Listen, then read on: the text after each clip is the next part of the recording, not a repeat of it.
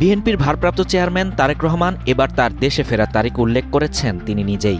১৬ December মঙ্গলবার লন্ডনে যুক্তরাজ্য বিএনপি আয়োজিত বিজয় দিবস উপলক্ষে এক আলোচনা সভায় দেয়া বক্তব্যে তিনি জানান, আগামী ২৫ ডিসেম্বর দেশে ফিরছেন তিনি। আপনাদের সাথে বহুদিন ছিলাম, ১৭ প্রায় ১৮ বছর আপনাদের সাথে ছিলাম, বাট আগামী ২৫ তারিখে ইনশাল্লাহ আমি দেশে চলে যাচ্ছি। এ সময় উপস্থিত নেতাকর্মীদের উদ্দেশ্যে তারেক রহমান অনুরোধ জানিয়ে বলেন, দেশে ফেরার সময় বিমানবন্দরে যেন কোনো ধরনের হট্টগোল কেউ সৃষ্টি না করে। বিশেষ করে লন্ডনে যারা আছেন, বিশেষ করে তোমরা যারা ইয়াং আছো, ছবি তোলার জন্য পাগল হয়ে যাচ্ছ, প্রত্যেকের কাছে আমার একটি অনুরোধ, ২৫ তারিখে ইনশাল্লাহ আপনাদের দয়া আল্লাহর রহমতে আমি দেশে ফিরে যাব। কিন্তু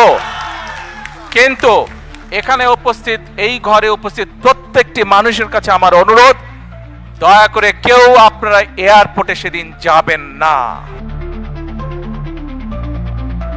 স্বপ্ন দেখিয়ে স্বৈরাচার সরকার বিলিয়ন বিলিয়ন অর্থ পাচার করেছে মন্তব্য করে তারেক রহমান বলেন, বিএনপি স্বপ্ন দেখাতে বিশ্বাসী নয়, বিএনপি বিশ্বাস করে স্বপ্ন বাস্তবায়নে। আমি ভাই স্বপ্নের মধ্যে নাই, আমি কোনো স্বপ্নের মধ্যে নেই।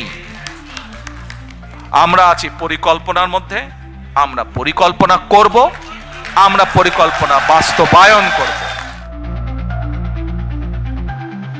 ত্রয়োদশ জাতীয় সংসদ নির্বাচন প্রসঙ্গে তিনি বলেন, ২ মাস পর দেশে বহুল প্রত্যাশিত জাতীয় নির্বাচন অনুষ্ঠিত হতে যাচ্ছে।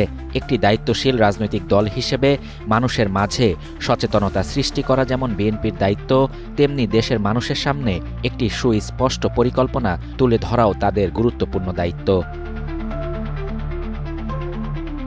শাহরিয়ার শাফাত, বাংলা নিউজ 24।